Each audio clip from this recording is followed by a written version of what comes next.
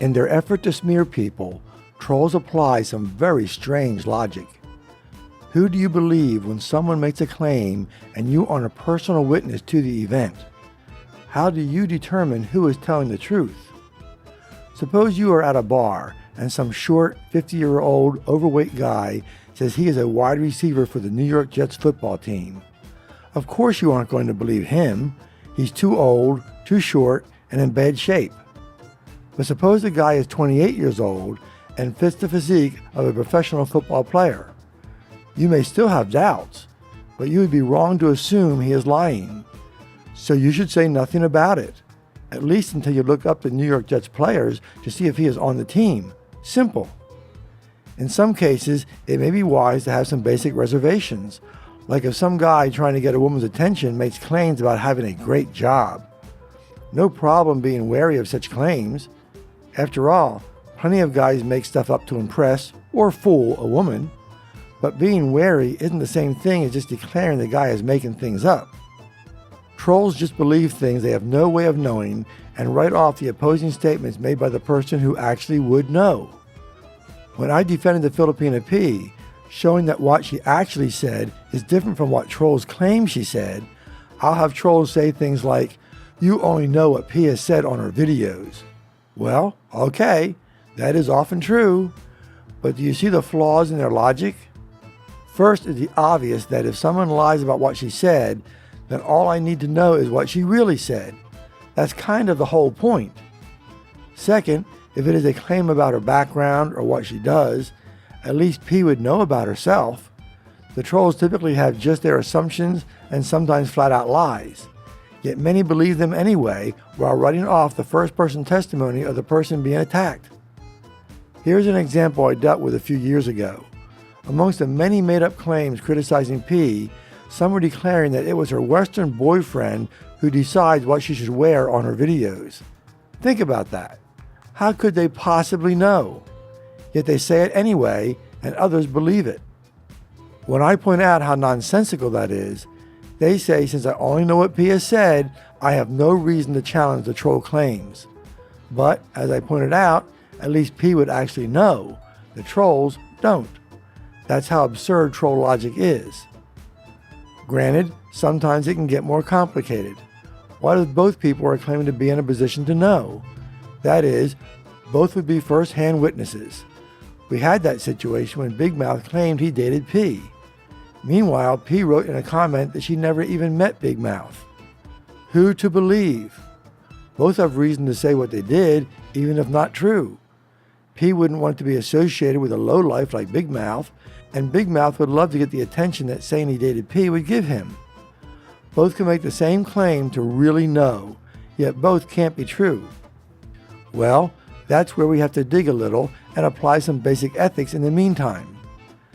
The ethical point is simple. If you have nothing to prove one or the other is telling the truth, then you should just remain silent rather than call one a liar. Speaking from my own approach to this specific example, sure, general observation would lead me to believe P. After all, Big Mouth sounds like the blowhard in the locker room telling stories about his conquest, which no one can confirm. P just puts out educational and entertaining videos, not trying to hurt anyone.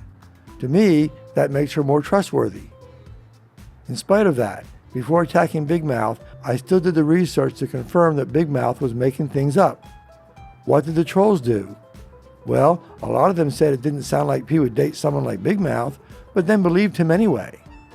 I had another troll who said that very thing, then said if I would challenge Big Mouth to show the videos he claimed he had and Big Mouth didn't respond, he would admit that Big Mouth made it up. Well, I had already done that.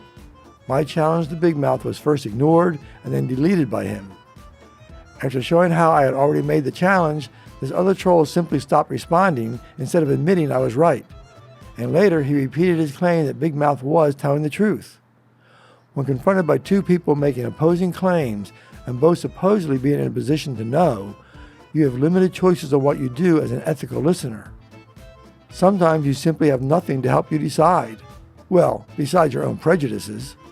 We see this all the time in politics where truth is determined by what they want to believe. In such a case, it is best to at least not take sides. certainly not the side of the person who is making an attack on the other. The do no harm philosophy of doctors applies well in this situation. But other times there is information to at least let you see who is making a stronger case. You might say, and some trolls have, that someone just saying they didn't date a particular person isn't proof that they didn't. True enough, but the same can be said of a person who just declares they did date, yet these trolls are believed. Fortunately, there are different kinds of evidence. P couldn't prove a negative. That is, there is no way to prove she didn't date someone. However, proving a positive is much easier. That is, if someone did date and live with a particular person for 3 months, it is common for them to at least take some pictures, so the lack of them at least casts doubts on their claim. But, of course, in this case it was far more obvious since Big Mouth specifically said his uploaded videos would show P, yet they didn't. So why did so many people believe him anyway? I suspect a lot of you, if someone makes an attack against someone you already don't like, will tend to believe the attack.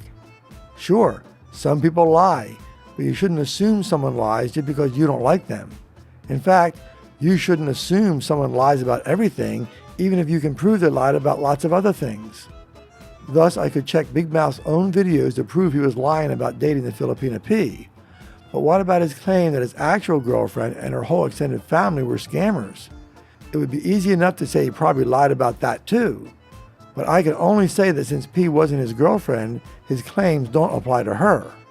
He may have lied about his actual girlfriend as well, but I have no way of knowing one way or the other. I sure wouldn't take him at his word based on his record, but I also wouldn't do a video saying he lied about that part. Seems like a logical way to approach things.